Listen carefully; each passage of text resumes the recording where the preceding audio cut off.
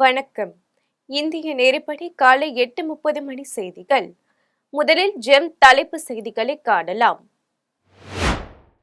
கலைஞரின் கனவு இல்லம் திட்டம் கூடுதலாக 500 கோடி ரூபாயை விடுவித்து முதலமைச்சர் மு.க.ஸ்டாலின் உத்தரவு. பழனி முருகன் கோவில் ரோப்கார் சேவை இன்று நிறுத்தம், கோவில் நிர்வாகம் அறிவிப்பு.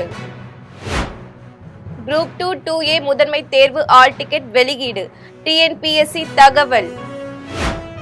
அடுத்த வாரம் அமெரிக்காவிற்கு செல்கிறார் இஸ்ரேல் பிரதமர் பெஞ்சமின் நெதன்யாகு. அமெரிக்க அதிபர் டிரம்ப் அழைப்பை ஏற்று செல்வதாக தகவல். ஐஎஸ்எல் கால்பந்து போட்டி, ஐதராபாத் அணியை வீழ்த்தி நார்த் ஈஸ்ட் யுனைடெட் அணி வெற்றி. ஆப்கானிஸ்தானில் திடீர் நிலநடுக்கம், ரிக்டர் அளவில் 4.2 பதிவானதாக தகவல். இனி விரிவான செய்திகளை காணலாம். கலைஞரின் கனவு இல்லம் திட்டத்திற்கு கூடுதலாக 500 கோடி ரூபாயை விடுவித்து முதலமைச்சர் மு.க.ஸ்டாலின் உத்தரவிட்டுள்ளார். இதுகுறித்து முதலமைச்சர் மு.க.ஸ்டாலின் வெளியிட்டுள்ள அறிக்கையில், தமிழ்நாட்டில் குடிசையில்லா தமிழ்நாடு என்ற இலக்கினை அடையும் பொருட்டு எதிர்வரும் 2030 ஆண்டிற்கான ஊரக பகுதிகளில் 6 வருடங்களில் 8 லட்சம் வீடுகள் புதிதாக கட்டித்தர அறிவிப்பு வெளியிடப்பட்டது. அதன்படி நடப்பு நிதியாண்டில் 1 லட்சம் வீடுகள் கட்டுவதற்கு அனுமதி வழங்கப்பட்டு பணிகள் நடைபெற்று வருகின்றன. இந்த திட்டத்தின் மூலம் இதுவரை தமிழ்நாடு அரசால் 1625.30 கோடி ரூபாய் நிதி ஒதுக்கீடு வழங்கப்பட்டு பயனாளிகளுக்கு வீட்டின் கட்டுமான நிலைக்கு ஏற்ப 1350.99 கோடி ரூபாய் விடுவிக்கப்பட்டுள்ளது. மேலும் துறை மூலம் வழங்கப்படும் சிமெண்ட் மற்றும் இரும்பு கம்பிகள் என மொத்தம் 1600.85 கோடி ரூபாய் இதுவரை கலைஞரின் கனவு இல்லம் திட்டத்தின் கீழ் செலவினை மேற்கொள்ளப்பட்டுள்ளது. இந்நிலையில் கலைஞரின் கனவு இல்லம் திட்டம் மக்களிடம் நல்ல வரவேற்பை பெற்றுள்ளதாகவும், இதனை கருத்தில் கொண்டு வீடுகளின் கட்டுமான பணிகளை துரிதப்படுத்தும் பொருட்டு தமிழ்நாடு அரசு மேலும் 500 கோடி ரூபாயை விடுவித்து ஆணையை வழங்கியுள்ளதாக முதலமைச்சர் மு.க.ஸ்டாலின் தெரிவித்துள்ளார். மேலும் இந்த நிதியாண்டிற்குள் அனைத்து வீடுகளும் கட்டி முடிக்கப்பட்டு மக்களின் பயன்பாட்டிற்கு கொண்டு வர தமிழ்நாடு அரசால் நடவடிக்கை மேற்கொள்ளப்பட்டு வருவதாகவும் அதில் குறிப்பிடப்பட்டுள்ளது. அமெரிக்க அதிபர் டொனால்டு டிரம்பின் அழைப்பை ஏற்று இஸ்ரேல் பிரதமர் பெஞ்சமின் நெதன்யாகு அமெரிக்கா செல்ல உள்ளார். பாலஸ்தீனத்தில் அமாஸ் அமைப்பினருக்கு கட்டுப்பாட்டில் உள்ள காசா நகர் மீது இஸ்ரேல் கடந்த 15 மாதங்களாக போர் தொடுத்து வந்தது. இதில் 47,000க்கும் மேற்பட்டோர் கொல்லப்பட்டனர். இதனிடையே அமெரிக்கா, கத்தார் உள்ளிட்ட நாடுகள் மேற்கொண்ட முயற்சியின் பலனாக காசாவில் கடந்த 19ஆம் தேதி போர் நிறுத்தம் அமலுக்கு வந்தது. இந்நிலையில் போர் நிறுத்தத்தை தொடர வேண்டும் என்று அமெரிக்காவின் புதிய ஜனாதிபதியாக பதவியேற்றுள்ள டிரம்ப் இஸ்ரேல் மற்றும் அமாஸை தொடர்ந்து வலியுறுத்தி வருகிறார். இந்த நிலையில் அமெரிக்காவுக்கு வருமாறு இஸ்ரேல் பிரதமர் பெஞ்சமின் நெதன்யாவுக்கு டிரம்ப் அழைப்பு விடுத்துள்ளார். அழைப்பை ஏற்று பெஞ்சமின் நெதன்யாகு அடுத்த வாரம் அமெரிக்காவுக்கு செல்ல உள்ளதாகவும், வரும் 4ஆம் தேதி வெள்ளை மாளிகையில் இரு நாட்டு தலைவர்களும் சந்தித்து பேச உள்ளதாகவும் தகவல் வெளியாகியுள்ளது. கவுகாத்தியில் நடைபெற்ற ஐஎஸ்எல் கால்பந்து போட்டியில் ஐதராபாத் அணியை வீழ்த்தி நார்த் ஈஸ்ட் யுனைடெட் அணி வெற்றி பெற்றது. 13 அணிகள் இடையிலான 11வது ஐஎஸ்எல் கால்பந்து போட்டி பல்வேறு நகரங்களில் நடைபெற்று வருகிறது. இந்நிலையில் இந்த தொடரில் நேற்று ஒரு லீக் ஆட்டம் நடைபெற்றது. இந்திய நேரப்படி இரவு 7:30 மணிக்கு கவுகாத்தியில் நடைபெற்ற லீக் ஆட்டத்தில் நார்த் ஈஸ்ட் யுனைடெட், ஐதராபாத் அணிகள் மோதியது. இவ்விரு அணிகளுக்கு இடையான நடைபெற்ற பரபரப்பான ஆட்டத்தில் நார்த் ஈஸ்ட் யுனைடெட் அணி ஆட்ட நேர முடிவில் 4-1 என்ற புள்ளி கணக்கில் ஐதராபாத் அணியை வீழ்த்தி வெற்றி பெற்றது. ஆப்கானிஸ்தானில் இன்று அதிகாலை திடீர் நிலநடுக்கம் ஏற்பட்டது. ஆப்கானிஸ்தானில் இந்திய நேரப்படி இன்று அதிகாலை 2:15 மணியளவில் திடீர் நிலநடுக்கம் ஏற்பட்டது. இந்த நிலநடுக்கம் ரிக்டர் அளவில் 4.2 பதிவானதாக தேசிய நில அதிர்வு மையம் தெரிவித்துள்ளது. 10 கிலோமீட்டர் ஆழத்தில் ஏற்பட்ட இந்த நிலநடுக்கம் 36.26 டிகிரி வடக்கு அட்ச ரேகையிலும் 70.84 டிகிரி கிழக்கு தீர்க்க ரேகையிலும் இருக்கும் என்று முதலில் தீர்மானிக்கப்பட்டது. இந்த நிலநடுக்கத்தால் ஏற்பட்ட சேதம் மற்றும் பாதிப்பு குறித்து எந்தவித தகவலும் வெளியாகவில்லை. பெரியாரின் வெங்காயம்தான் தமிழகத்தில் சனாதன சக்திகளை வேரூன்ற விடாமல் செய்தது என்று நாம் தமிழர் கட்சியின் ஒருங்கிணைப்பாளர் சீமானுக்கு திருமாவளவன் பதிலடி கொடுத்துள்ளார். விசிக தலைவரும் நாடாளுமன்ற உறுப்பினருமான திருமாவளவன் சென்னையிலிருந்து விமானம் மூலம் திருச்சி விமான நிலையம் வந்தடைந்தார். திருச்சி விமான நிலையத்தில் செய்தியாளர்களை சந்தித்த அவர், பெரியாரின் வெங்காயம்தான் காங்கிரஸ் ஆட்சியை வீழ்த்தியது எனவும், பெரியாரின் வெங்காயம்தான் சனாதன சக்திகளை வேரூன்ற விடாமல் விரட்டியடித்துக் கொண்டிருக்கிறது எனவும் கூறினார். தொடர்ந்து பேசிய அவர், தமிழகத்திலும் பிற மாநிலங்களிலும் தலித்துகள் பாதிக்கப்படும் போது அவர்கள் அளிக்கும் புகார்களை உடனடியாக காவல்துறை ஏற்றுக்கொள்வதில்லை எனவும், அப்படி ஏற்றுக்கொண்டாலும் இரு தரப்பு மீதும் வழக்கு போடுவது தொடர்ந்து நடக்கிறது எனவும், புகார் அளிப்பவர்கள் மீதும் வழக்கு பதிவு செய்வார்கள், அது புதிய அணுகுமுறை அல்ல எனவும் கூறினார். தலித்துகள் பாதிக்கப்படுகிற போது அவர்கள் அளிக்கின்ற புகார்களை உடனடியாக ஏற்றுக்கொள்வதில்லை. ஏற்றுக்கொண்டாலும்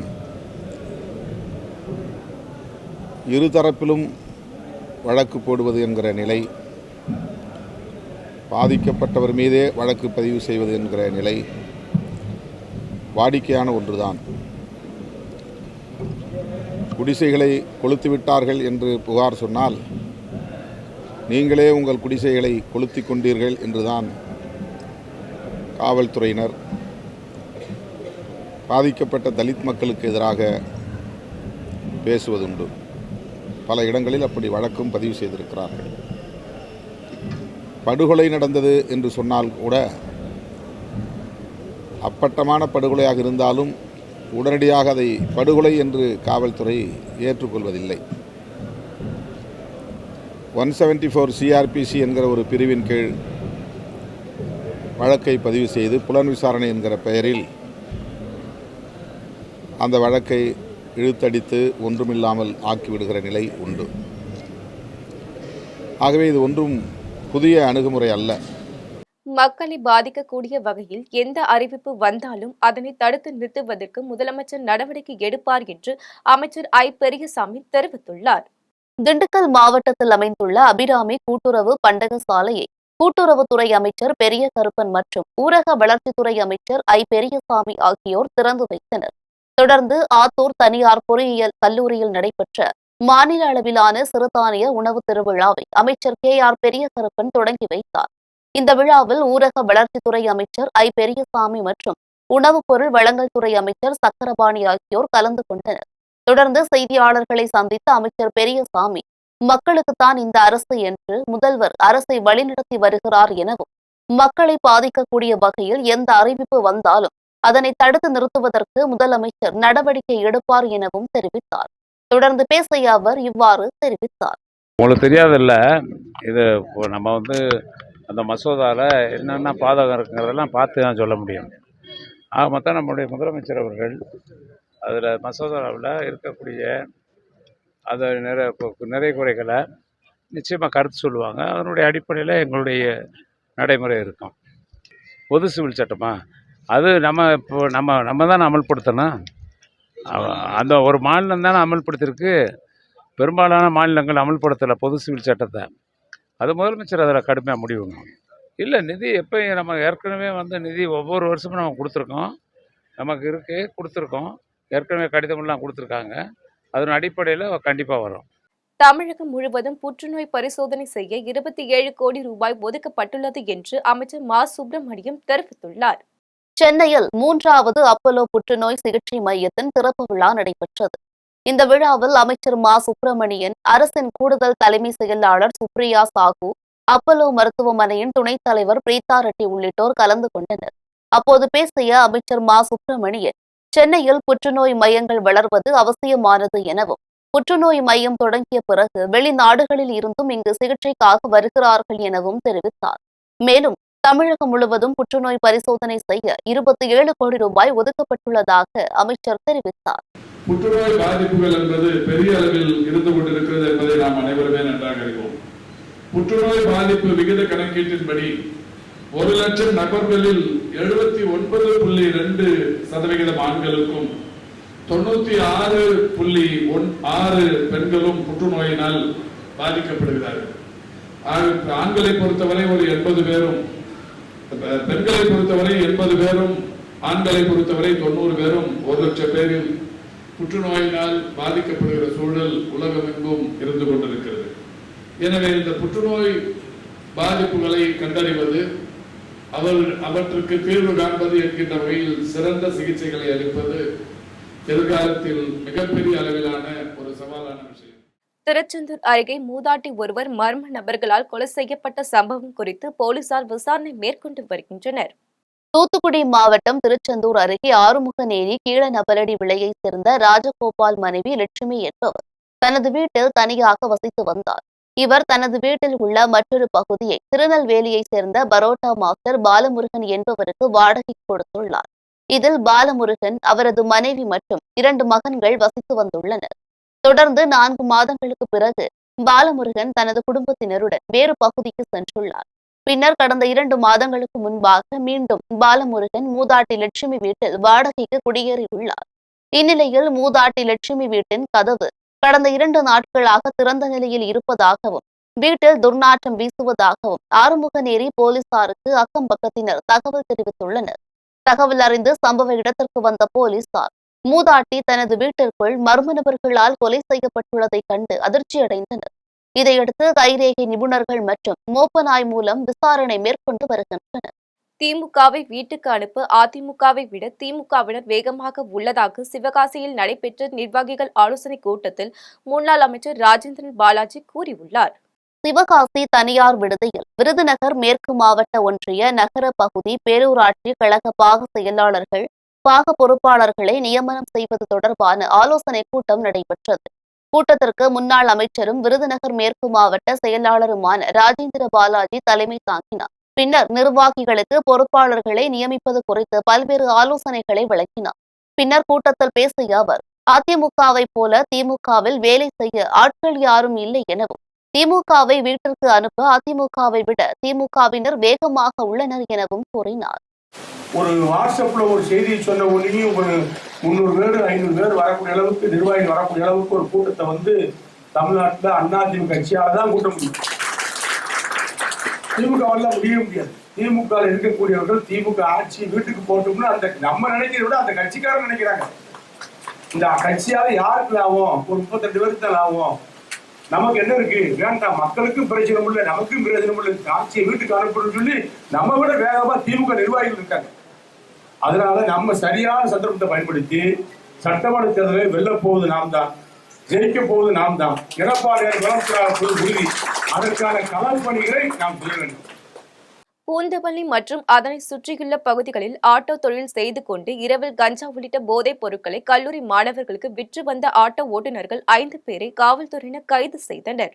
பூந்தமல்லி மற்றும் அதனை சுற்றியுள்ள பகுதிகளில் இரவு நேரங்களில் ஆட்டோக்கள் மூலம் தடை செய்யப்பட்ட கஞ்சா மற்றும் போதை மாத்திரைகளை கல்லூரி மாணவர்களுக்கு சப்ளை செய்யப்படுவதாக வந்த தகவலை அடுத்து பூந்தமல்லி காவல் நிலைய ஆய்வாளர் லாரன்ஸ், உதவி ஆய்வாளர் சந்தோஷ்குமார் ஆகியோர் தலைமையிலான காவலர்கள் தீவிரமாக கண்காணித்து வந்தனர். இந்த நிலையில் பூந்தமல்லி அடுத்த கரையான் சாவடியில் இரவு நேரத்தில் ஆட்டோவில் சந்தேகத்திற்கிடமாக வந்த நபர்களை மடக்கி பிடித்து சோதனை செய்தபோது அவர்களிடம் கஞ்சா மற்றும் போதை மாத்திரைகள் இருப்பது தெரிய வந்தது. இதையடுத்து ஆவடியை சேர்ந்த மனோஜ்குமார், ராஜ்குமார், விக்னேஷ், பிரதீப், ஹரிதர் உள்ளிட்ட 5 பேரை காவல்துறையினர் கைது செய்தனர். மேலும் இவர்களிடமிருந்து 3 கிலோ கஞ்சா, 1400 போதை மாத்திரைகள், 5 போதை ஊசிகள் உள்ளிட்டவற்றை பறிமுதல் செய்தனர். பகலில் ஆட்டோ ஓட்டும் தொழிலை செய்து கொண்டு இரவு நேரத்தில் போதைப் பொருட்களை விற்பனை செய்து வந்த 5 ஆட்டோ ஓட்டுநர்கள் கைது செய்யப்பட்ட சம்பவம் பரபரப்பை ஏற்படுத்தியுள்ளது.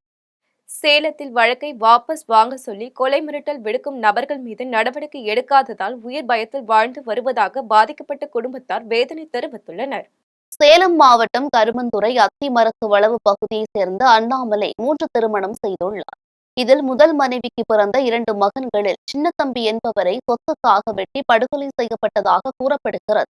இந்த கொலை வழக்கில் சின்னத்தம்பியின் அப்பா அண்ணாமலை மற்றும் 2வது மனைவி, மகன்கள் உட்பட 7 பேர் மீது வழக்கு பதிவு செய்யப்பட்டு வழக்கு நடைபெற்று வரும் நிலையில் ஜாமீனில் வெளியே வந்த இவர்கள் மீண்டும் சொத்துக்காக இன்னொரு மகனான ராஜேந்திரனையும், ஏற்கனவே கொலை செய்யப்பட்ட சின்னத்தம்பியின் மனைவி ராதாவையும், குடும்பத்தில் உள்ளவர்களையும் வழக்கை வாபஸ் வாங்க சொல்லி கொலை மிரட்டல் விடுத்துள்ளனர். இது குறித்து சேலம் மாவட்ட ஆட்சித் தலைவர் மற்றும் மாவட்ட காவல் கண்காணிப்பாளரிடம் உயிருக்கு பயந்து பாதுகாப்பு வேண்டி மனு அளித்துள்ளனர். இருப்பினும் காவல்துறை அதிகாரிகள் எந்த ஒரு நடவடிக்கையும் எடுக்காததால் உயிர் பயத்தில் வாழ்ந்து வருவதாகவும், இது குறித்து தமிழக அரசும் மாவட்ட ஆட்சியரும் நடவடிக்கை எடுத்து தங்கள் உயிரை பாதுகாக்க வேண்டும் என்று கோரிக்கை விடுத்துள்ளனர். பலமுறை நான் மனு கொடுத்தோம், காவல்துறை ஏன் நடவடிக்கை எடுக்க மாட்டேங்க, என்ன காரணம் எங்களுக்கு புரியல. நான் யாரையும் நம்பி இந்த இடத்துல வாழட்டும், எனக்கு சரியான ஒரு பாதையை அமைச்சு கொடுங்க. இல்லை சொத்து வேலைன்னா கவர்மெண்ட் கூட எடுத்துக்கிட்டோம். கவர்மெண்ட் கூட எடுத்துக்காங்க, நான் தானமாக எழுதி கொடுத்துட்றேன், வேண்டாம் தயவு செஞ்சு எனக்கு என் பொண்டாட்டி என் பிள்ளைங்க முக்கியம், என் பிள்ளைங்களுக்கு படிக்க வைக்க கூட 10 இல்லாமல் ரொம்ப கஷ்டப்படுறேன் சார், தயவு செஞ்சு காப்பாற்றுங்க, எங்களுக்கு வழி இல்லை. ஜெம் தொலைக்காட்சி செய்தி எதிரொலியாக உத்திரமேரூரில் புதிய சுகாதார நிலையம் கட்டிடம் அமைக்க நிதி திரட்டப்பட்டுள்ளது. காஞ்சிபுரம் மாவட்டம் உத்திரமேரூர் ஒன்றியம் வயலூர் கிராமத்தில் உள்ள பழமையான துணை சுகாதார நிலைய கட்டிடம் கடந்த 40 ஆண்டுகளாக செயல்படாமல் உள்ளது. இதனால் கர்ப்பிணியர் உள்ளிட்ட நோயாளிகள் 10 கிலோமீட்டர் தொலைவில் உள்ள உத்திரமேரூர் அல்லது மானாம்பதி கிராமத்திற்கு மருத்துவ சிகிச்சைக்காக செல்ல வேண்டியுள்ளதாக வேதனை தெரிவித்தனர். இந்நிலையில் இது குறித்தான செய்தி நமது ஜெம் தொலைக்காட்சியில் ஒளிபரப்பு செய்யப்பட்டதன் எதிரொலி நடவடிக்கையாக பழைய கட்டிடத்தை அகற்றி புதிய கட்டிடம் அமைக்க சுமார் 42 லட்சம் ரூபாய் ஒதுக்கீடு செய்யப்பட்டுள்ளது. மேலும் புதிய கட்டிடத்திற்கான கட்டுமான பணிகள் விரைவில் துவங்க உள்ளதாக துறை சார்ந்த அதிகாரிகள் தெரிவித்தனர். இதனால் மகிழ்ச்சியடைந்த அப்பகுதி மக்கள் 40 ஆண்டு கால பிரச்சினை குறித்து செய்தி ஒளிபரப்பு செய்த நமது ஜெம் தொலைக்காட்சிக்கும் நிதி ஒதுக்கீடு செய்துள்ள தமிழக அரசுக்கும் நன்றி தெரிவித்துள்ளனர். இங்கே ஆரம்ப சுகாதார நிலையம் இதுதான் ஆரம்ப சுகாதார நிலையம். இது 40 வருஷத்துக்கு முன்னாடியிலேருந்தே ரன் ஆகாமல் இருக்குது. இந்த 40 வருஷத்தில் நிறைய ஆட்சிகள் மாறிச்சு. இங்கே ஆரம்ப சுகாதாரம் இல்லாததுனால ஒரு எமர்ஜென்சிக்காகவும் டெலிவரிக்காகவும் நாங்கள் பக்கத்து ஊருக்கு போயிட்டு பார்க்குற ஒரு சூழ்நிலை இருந்ததுனால ரொம்ப சிரமமாக இருந்துச்சு. ஸோ நாங்கள் இந்த கோரிக்கையை கவர்மெண்ட்டுக்கு நிறைய முறை சொல்லியிருக்கோம். இந்த 40 வருஷத்தில் நிறைய ஆட்சிகள் மாறினாலும் எந்த ஒரு முன்னேற்பாடுகளும் நடக்கலை. ஸோ அதனால் நாங்கள் ஒரு 20 நாளுக்கு முன்னாடி இந்த துணை சுகாதாரம் நிலையத்தை சீரமைப்பு பண்ணி தரத்துக்காக நாங்கள் கோரிக்கை வித்திருந்தோம். அதை ஊடகங்கள் வழியாக நம்ம அரசாங்கத்துக்கு தெரிவிச்சுக்காங்க. ஸோ அதுக்கப்புறம் நம்மளோட தமிழக அரசு இந்த ஆரம்ப சுகாதாரம் சீரமைப்பதற்காக 41 லட்சம் நிதி ஒதுக்கியிருக்காங்க. அதுக்காக கவர்மெண்ட்டுக்கு நான் ரொம்ப நன்றி சொல்லிக்கிறேன். இந்த ஆரம்ப சுகாதார நிலையம் வந்துச்சுன்னா எங்களுக்கு ரொம்ப உதவியாக இருக்கும். இந்த விஷயத்த ஊடகம் கவர்மெண்ட்டுக்கு தெரிவிச்சதுக்காக அந்த ஊடகத்துக்கு நான் ரொம்ப நன்றி சொல்லிக்கிறேன். இந்த நிதி ஒதுக்கிறதுக்காக கவர்மெண்ட்டுக்கும் நான் ரொம்ப நன்றி சொல்லிக்கிறேன். தலைவாசல் அருகே தனியார் பள்ளி வாகனத்தில் பின்பக்க கண்ணாடி உடைந்த நிலையில் வாகனத்தை இயக்கும் வீடியோ சமூக வலைதளங்களில் வைரலாகி பரவி வருகிறது. சேலம் மாவட்டம் தலைவாசல் அருகே உள்ள தேவியாக்குறிச்சியில் தனியார் பள்ளி இயங்கி வருகிறது. இந்த தனியார் பள்ளியின் பேருந்தின் பின்பக்க கண்ணாடி முழுவதும் உடைந்த நிலையில் பள்ளி மாணவ மாணவிகளை ஏற்றிக்கொண்டு இயக்கி வருகின்றனர். இந்நிலையில் பேருந்து கண்ணாடி உடைந்த நிலையில் பேருந்தில் இருந்த பள்ளி மாணவ மாணவிகள் விளையாடி கொண்டு செல்லும் வீடியோ சமூக வலைதளங்களில் வைரலாகி வருகிறது. இந்நிலையில் அசம்பாவிதம் நிகழும் முன்னரே நடவடிக்கை எடுக்க வேண்டும் என மாணவ மாணவிகளின் பெற்றோர்கள் மற்றும் சமூக ஆர்வலர்கள் கோரிக்கை விடுத்துள்ளனர். புதுக்கோட்டையில் முன் அறிவிப்பின்றி காவிரி நீர் திறக்கப்பட்டதால் 25 ஏக்கர் பரப்பிலான அறுவடைக்கு தயாராக இருந்த நெற்பயிர்கள் நீரில் மூழ்கியுள்ளதால் விவசாயிகள் வேதனை தெரிவித்துள்ளனர். புதுக்கோட்டை மாவட்டம் குளத்தூர் நாயக்கர்பட்டி கிராமத்திற்குட்பட்ட கோவில்பட்டி மற்றும் அதன் சுற்றுவட்டார பகுதியைச் சேர்ந்த விவசாயிகள் தாங்கள் விளைவித்த சம்பா நெற்பயிர்களை கடந்த 2-3 தினங்களாக அறுவடை செய்யும் பணியில் தீவிரமாக ஈடுபட்டு வந்துள்ளனர். இந்நிலையில் தஞ்சாவூர் மாவட்டம் செல்லம்பட்டி வெட்டுக்காடு பகுதியில் இருந்து காவிரி நீர் எந்த ஒரு முன் அறிவிப்பும் இன்றி கிளை வாய்க்கால் மூலம் திறக்கப்பட்டுள்ளது. இந்த நீரானது கோவில்பட்டி மற்றும் அதன் சுற்றுவட்டார பகுதியில் உள்ள சுமார் 25 ஏக்கர் பரப்பளவில் அறுவடைக்கு தயாராக இருந்த நெற்பயிர்களிலும் அறுவடை செய்து வைத்திருந்த நெற்பயிர்களிலும் சூழ்ந்துள்ளது. இந்நிலையில் அறுவடைக்கு தயாராக இருந்த நெற்பயிர்கள் நீரில் முழுமையாக மூழ்கியுள்ளதாக அப்பகுதியை சேர்ந்த விவசாயிகள் வேதனை தெரிவித்துள்ளனர். மேலும் பாதிப்படைந்த நெற்பயிர்களுக்கு நிவாரணமும் இழப்பீடும் வழங்க நடவடிக்கை எடுக்க வேண்டும் எனவும் அறுவடை நேரத்தில் கிளை கால்வாயில் தண்ணீர் திறந்தவர்கள் மீது நடவடிக்கை எடுக்க வேண்டும் என்றும் விவசாயிகள் அதிகாரிகளுக்கு கோரிக்கை விடுத்துள்ளனர். ஆரணி அருகே முறைகேடுகளில் ஈடுபட்ட 3 ஊராட்சி செயலாளர்கள் அதிரடியாக பணி நீக்கம் செய்யப்பட்ட சம்பவம் பரபரப்பை ஏற்படுத்தியுள்ளது. திருவண்ணாமலை மாவட்டம் ஆரணி ஊராட்சி ஒன்றியத்தில் ராந்தம் கொரட்டூர் ஊராட்சி செயலாளராக குமார், கல்லேரிப்பட்டி ஊராட்சி செயலாளராக சேட்டு, பனையூர் ஊராட்சி செயலாளராக அருண்குமார் ஆகியோர் பணிபுரிந்து வந்தனர்.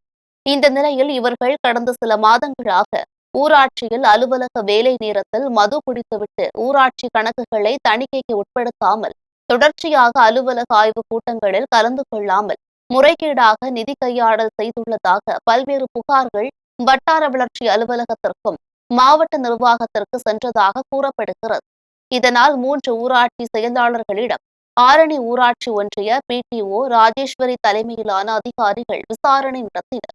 அதில் முறைகேடுகள் மற்றும் பல்வேறு குற்றச்சாட்டுகள் நிரூபிக்கப்பட்டதால் குமார், சேட்டு, அருண்குமார் ஆகிய 3 பேரை பணி நீக்கம் செய்து வட்டார வளர்ச்சி அலுவலர் உத்தரவிட்டார். இதனால் அப்பகுதியில் பெரும் பரபரப்பு ஏற்பட்டது. மதுரை கடவுச்சீட்டு விண்ணப்பதாரர்கள் தட்கால் முறையில் கடவுச்சீட்டு விண்ணப்பம் செய்யும் பொழுது கவனமாக வெளியுறவுத்துறை அமைச்சகம் வெளியிட்டுள்ள அறிக்கையை படித்து விண்ணப்பம் செய்ய வேண்டும் என்று மண்டல பாஸ்போர்ட் அலுவலர் வசந்தன் தெரிவித்துள்ளார். மதுரை மண்டல கடவுச்சீட்டு அலுவலகத்தில் செய்தியாளர்களை சந்தித்த மண்டல பாஸ்போர்ட் அலுவலர் வசந்தன் பேசுகையில், மதுரை மண்டல கடவுச்சீட்டு அலுவலகத்தின் கீழ் மதுரை, திருநெல்வேலி என 2 கடவுச்சீட்டு சேவை மையங்களும் 8 தபால் நிலைய கடவுச்சீட்டு சேவை மையங்களும் செயல்பட்டு வருகிறது என்றார். மேலும் பொதுமக்களின் குறைகளை தீர்ப்பதற்காக மக்கள் குறை தீர்ப்பு மையம் உருவாக்கப்பட்டு கடவுச்சீட்டு விண்ணப்பதாரர்களின் குறைகளை குறிப்பிட்ட நேரத்தில் நிவர்த்தி செய்யப்பட்டு வருகிறது என்றும், இதன் மூலம் மேற்படிப்பு, வியாபாரம், தொழில் மற்றும் வேலைக்கு வெளிநாடு செல்லும் விண்ணப்பதாரர்கள் உடனடியாக பயன்பெறுகின்றனர் என்றும் தெரிவித்தார். தொடர்ந்து பேசிய அவர், சாதாரண முறையில் கடவுச்சீட்டு விண்ணப்பம் செய்யும் விண்ணப்பதாரர்களுக்கு மதுரை மண்டல கடவுச்சீட்டு அலுவலகம் காவல்துறையினருடன் இணைந்து சராசரியாக 11 தினங்களில் விண்ணப்பதாரர்களுக்கு குறைந்த கால அவகாசத்தில் கடவுச்சீட்டு வழங்கப்பட்டு வருகின்றது என மண்டல பாஸ்போர்ட் அலுவலர் வசந்தன் தெரிவித்தார். ஃபர்ஸ்ட் ஆஃப் ஆல் எலிஜிபிளா உங்கள்ட்ட எல்லா டாக்குமெண்ட்டும் இருக்கா? ஏன்னா நார்மல் பாஸ்போர்ட்டில் நீங்கள் வந்து 2 டாக்குமெண்ட் சப்மிட் பண்ணால் தட்கலில் வந்து 3 டாக்குமெண்ட் சப்மிட் பண்ணுற மாதிரி இருக்கும். அது உங்களோட டாக்குமெண்ட் அவைலபிலிட்டி இருக்கா என்னன்னு தெரியல.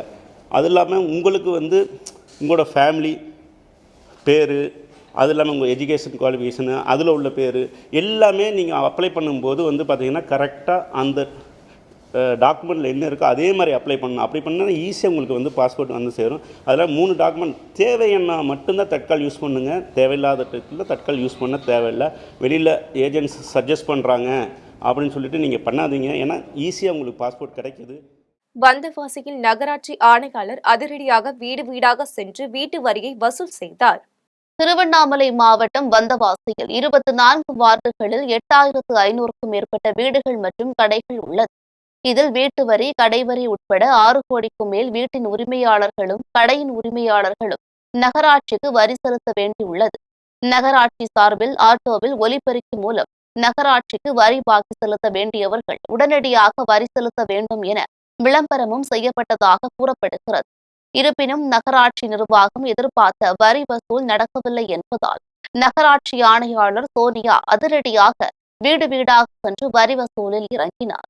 இதேபோல் நகராட்சி மேலாளர் ரவி, சுகாதார ஆய்வாளர் ராமலிங்கம், வருவாய் ஆய்வாளர் சிவக்குமார், மேற்பார்வையாளர் பழனி மற்றும் வரி தண்டலர்கள் பெட்டி நாயுடு தெரு உள்பட பல பகுதிகளில் வீடு வீடாக சென்று அதிரடியாக வரி வசூலில் ஈடுபட்டனர். மதுரை பான் கார்டு விண்ணப்பத்திற்கு இணையதளத்தில் தமிழிலும் இருக்க வேண்டும் என்று நடிகர் விஜய் சேதுபதி கூறியுள்ளார். மதுரை தமுக்கம் மைதானத்தில் வருமான வரித்துறை சார்பில் வரி செலுத்துவோர் மையம் துவங்கி 3 நாட்கள் நடைபெறும் நிலையில் திரைப்பட நடிகர் விஜய் சேதுபதி சிறப்பு விருந்தினராக பங்கேற்று மையத்தினை திறந்து வைத்தார். பின்னர் மேடையில் பேசிய விஜய் சேதுபதி, பான் கார்டு விண்ணப்பிக்கும் இணையதளம் ஹிந்தி மற்றும் ஆங்கிலத்தில் மட்டுமே உள்ளது என்றும், தமிழில் இருந்தால் பார்த்து புரிந்து கொள்வதற்கு வசதியாக இருக்கும் என்றும் தெரிவித்தார். மேலும் தமிழ்தாய் வாழ்த்து பாடி நிகழ்ச்சி தொடங்கியது மிக்க மகிழ்ச்சி என்றும் தெரிவித்தார். ஏன்னா இங்க என்னென்ன மாற்றங்கள் நிகழ்வுது, எப்படி இருக்கு, திடீர்னு ஏதாவது பிரச்சனை வரும்போதுதான் என்ன பிரச்சனைன்னு ஒரு படப்படப்பட தான் அதை தெரிஞ்சுக்கணும். ஸோ அது முன்னாடியே அதை பற்றின விளக்கமும் தெளிவும் நம்ம புரியுற மொழியில இருந்துச்சுன்னா நம்மளால அதை பற்றின இன்னும் அறிவு வந்து தெளிவாக இருக்க முடியும் நான் நினைக்கிறேன். இல்லாட்டி மறுபடியும் திரும்ப அதே ஒருத்தரை சார்ந்துதான் இருக்க வேண்டிய அவசியம் இருக்கும். ஸோ அது நிகழ்ந்தா இன்னும் நல்லா இருக்கும்னு நினைக்கிறேன். மற்றபடி இந்த முயற்சி வந்து ரொம்ப அற்புதமானது.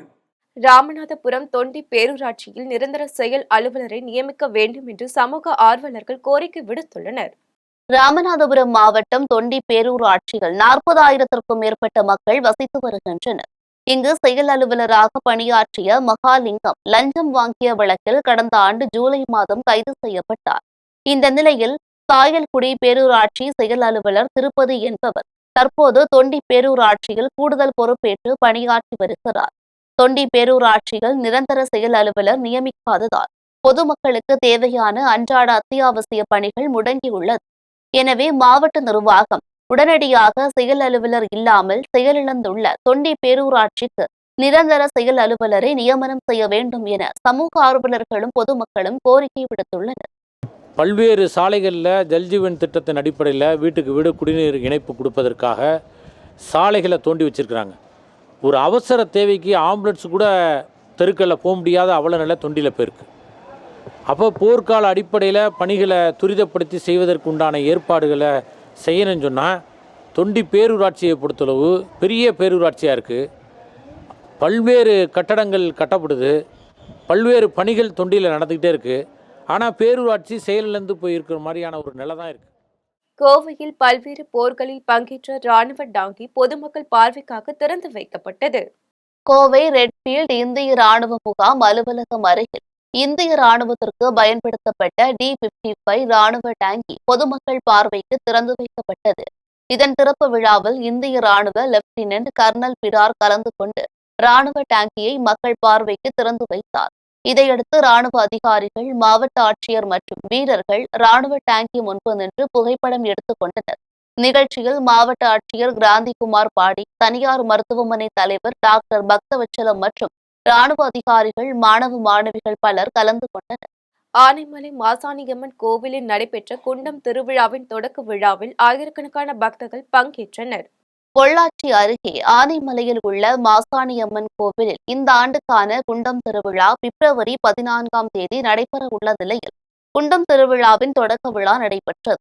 விழாவில் 75 அடி உயரம் கொண்ட மூங்கில் மரத்தை பக்தர்கள் பாலாற்றில் வைத்து சிறப்பு பூஜை செய்த பின் தோளில் சுமந்தவாறு மேளதாளங்கள் முழங்க கோவிலுக்கு கொண்டு வந்தனர். பின்னர் கோவில் ராஜகோபுரம் முன்பு சிம்ம வாகன கொடியுடன் 75 அடி உயர மூங்கில் மரம் மூலம் கொடியேற்றி குண்டம் திருவிழா தொடங்கப்பட்டது. இந்த கொடியேற்று விழாவில் கோவை, திருப்பூர், மதுரை, திண்டுக்கல் உள்ளிட்ட மாவட்டங்களில் இருந்து ஆயிரக்கணக்கான பக்தர்கள் பங்கேற்றனர். தூத்துக்குடியில் உள்ள பிரத்யங்கரா தேவி ஆலயத்தில் தை அமாவாசை தினத்தையொட்டி எலுமிச்சை யாக சிறப்பு பூஜை நடைபெற்றது. தூத்துக்குடி ஐயன் அடைப்பு பகுதியில் அமைந்துள்ள பிரத்யங்கரா தேவி ஆலயத்தில் தை அமாவாசையை ஒட்டி பிரத்யங்கரா தேவிக்கு சிறப்பு அபிஷேகம் மற்றும் சிறப்பு பூஜை நடைபெற்றது. இதைத் தொடர்ந்து 1,08,000 எலுமிச்சை பக்தர்களால் காணிக்கையாக செலுத்தப்பட்டு பின்னர் அவை பூஜை செய்யப்பட்டு யாகசாலையில் போடப்பட்டது.